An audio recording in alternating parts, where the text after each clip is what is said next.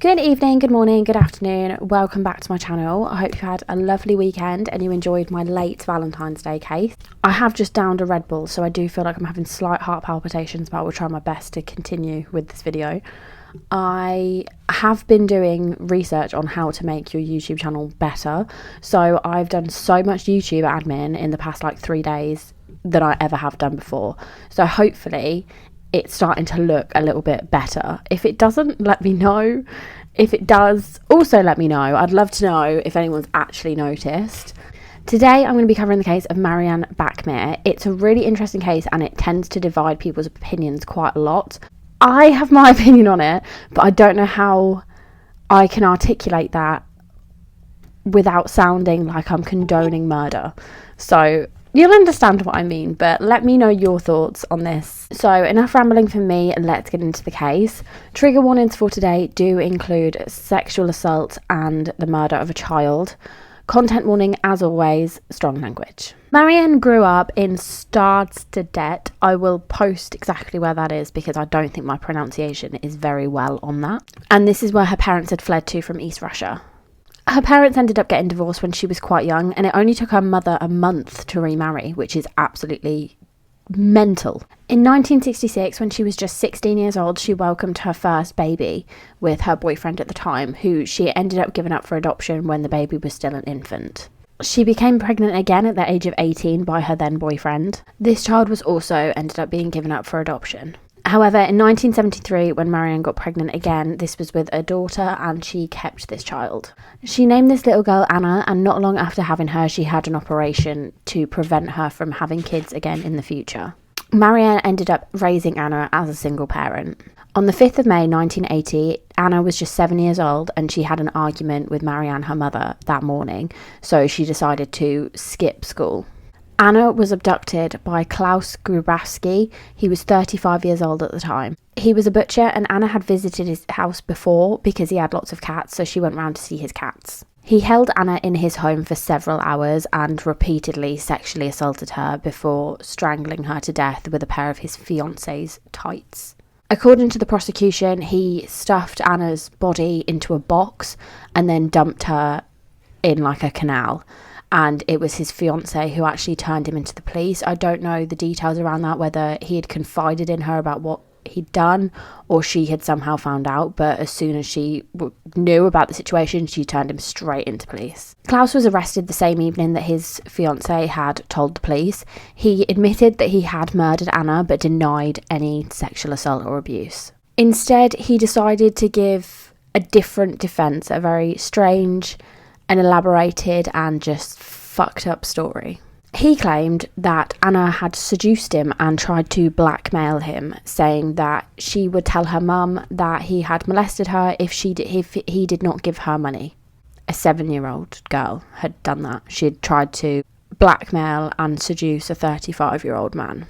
Marianne was obviously horrified, disgusted, outraged and angry by the defence that Klaus had decided to give. So just a year later, when they were finally going to court, she decided she was going to get her revenge. Klaus was already a convicted sex offender, and I don't know if there was a register at that time, but if there was one, he was on it. He had previously been convicted for sexually assaulting 2 young girls. In 1976, he volunteered himself to have chemical castration, although it was later revealed that he was on several different types of hormones and different things to kind of try and reverse this. He stuck with the same defence throughout. He said that he'd never intended to sexually abuse Anna in any way, but Anna had obviously come on to him and tried to seduce him, and he was terrified of going back to prison. 7. On March 6th, 1981, it was the 3rd day of trial in court. Marianne had somehow managed to smuggle in a Beretta M1934. Not a clue. I'll have to post pictures. It's a gun. As soon as Klaus turned his back, Marianne opened fire and she shot at him 8 times, and 7 of those 8 bullets hit him and killed him pretty much instantly.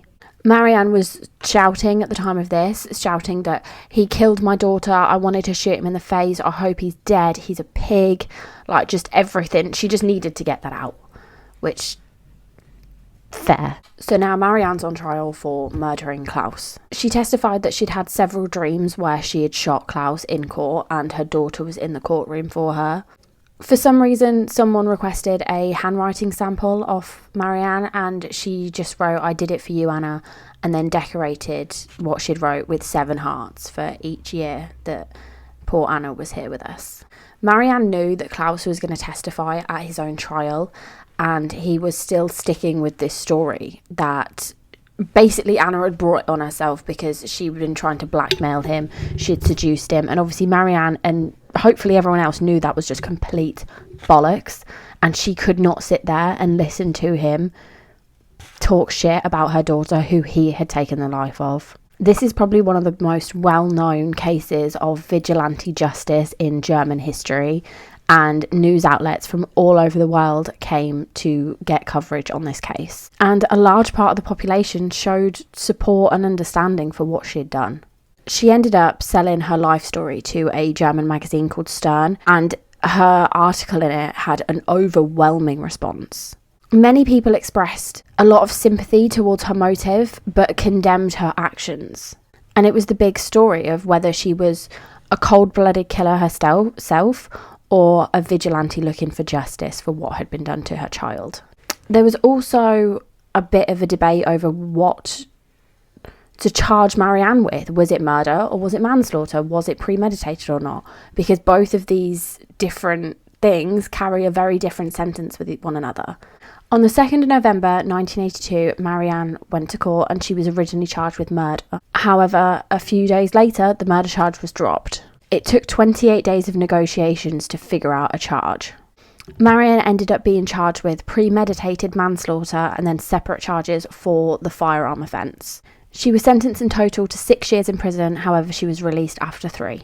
September 17th, 1996, Marianne unfortunately passed away due to pancreatic cancer, and she was buried at the same grave as her daughter. And that is the case of Marianne Bachmeier. It was a very quick one, I know, but I think it's very interesting, and I think it does leave you with questions, which is what I like. I like to leave everyone thinking, basically like brain training. But yeah, what do you think? Do you think she should have got more of a sentence? Do you think she should have got a sentence at all? Do you think what she did was justified? Do you think what she did was very, very wrong? Or are you somewhere in between? Because I'm kind of in between. Like I said, you can't just go around killing people. That's not how life works. But if he had got to prison, he probably would have been killed anyway. I mean, I don't know what it was like then, but now if you do anything to children and you kill children, whether it's your own or someone else's, you are the lowest of the low.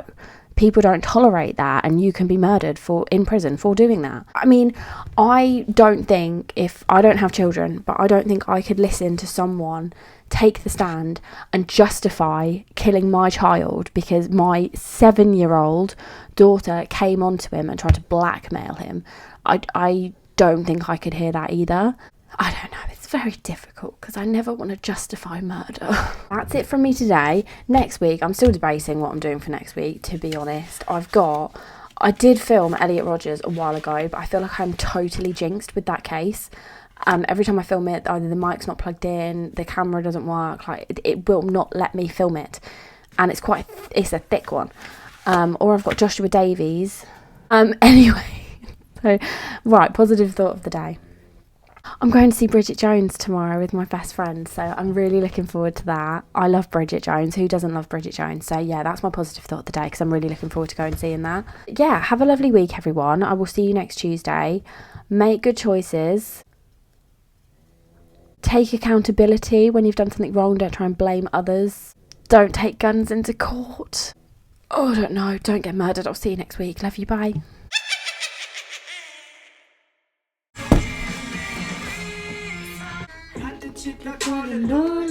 Oh god, what's coming out of my bank now? Ain't a motherfucker harder than. We're being ambitious today, we're an ambitious gal. That is banging. You got blood on your hand. I can't sleep at night. I used to pray for times like this. Shout out to Zana cause he made it out of special ed.